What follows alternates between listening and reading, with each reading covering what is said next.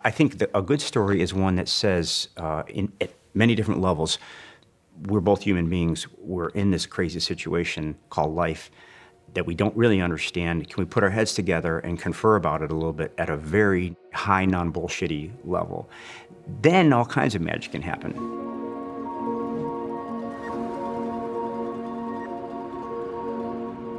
The idea I love is that a story is kind of a black box. And you're going to put the reader in there. She's going to spend some time with this thing that you have made. And when she comes out, what's going to have happened to her in there is something kind of astonishing. You know, it feels like the curtain's been pulled back and she's gotten a glimpse into a deeper truth. As a story writer, that's not as easy as it sounds.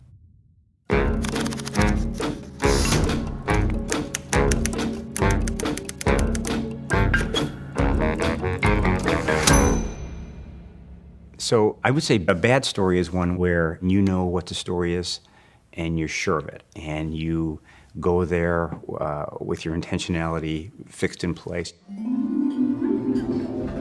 Almost like if you went out on a date and noticed that your date had a pile of index cards. You know, and he's looking, and this one says, 7:05, compliment her outfit. 7:10, ask about the mother. You're gonna feel a little bit condescended to. Now, why would a person do that? Well, because it's scary to be on a date. You know, there's all that mystery and all that, those unexpected moments are gonna lurch out. Well, likewise in storytelling, why would you be over-controlling your material? Because it's scary to not know where it's going. So I've learned that about myself, that I will tend to overmanage a story, saying, well, what I want the story to do is this. And the story is saying, I'm sorry, but I just can't do that. I just don't want to, I can't. So the better state, in my experience, is to have some idea what the story is. And sometimes it's just the tiniest kernel of something that you enjoyed writing. Then, once you put it down on the page and write it and rewrite it, it's actually your own discontent with it that in some slow, mysterious way urges it to that higher ground. And often it'll do so in ways that surprise you.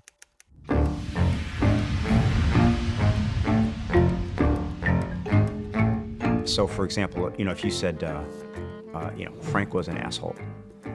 All right, well, that's got a little bite to it, but it's not, not great writing. But then, so the writer of mine always says, how so? Frank is an asshole. Okay, how so? Frank is an asshole because he snapped at the barista. Okay, that's you're making your case. That's good. Why do you think he did that? Frank is an asshole. And then I start to do that. I think that the asshole is in the way. Let's take that out. Let's just go to action.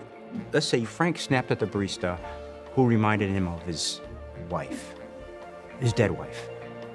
Frank snapped at the barista who reminded him of his dead wife, who he dearly loved.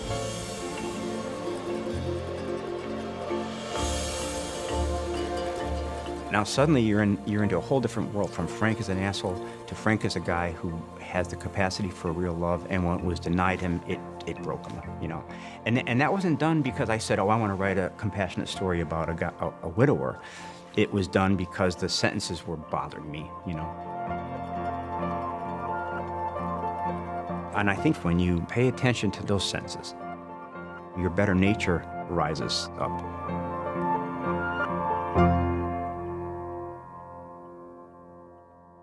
And so with Frank, I'm coming back a second, third, and fourth time and looking at him. Frank, do you have anything, is there anything about you, Frank, that I'm not noticing? Can you tell me something more about yourself that would make me love you better? And the sentence says, yes, there is.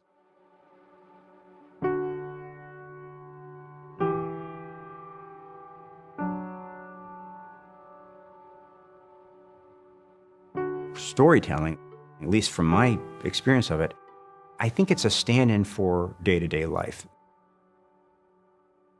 So when you come to a story with this attitude we've been talking about, which is kind of hopeful, generous, but not too pushy. It's like Well, what are you? I don't know. When you try to leave your ideas about the story at the door.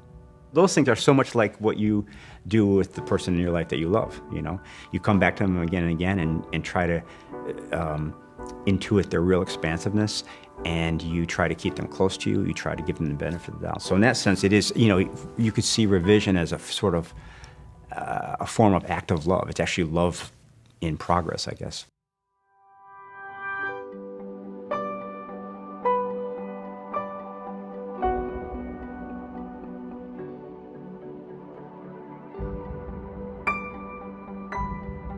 As I've gotten older, my view of the world has shifted a little bit.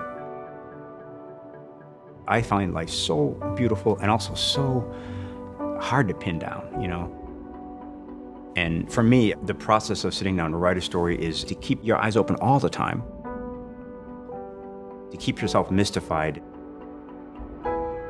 and to say, this thing defies systemization. It really does. Every story is different. You arrive at it with your tools from the last story, and it says, no.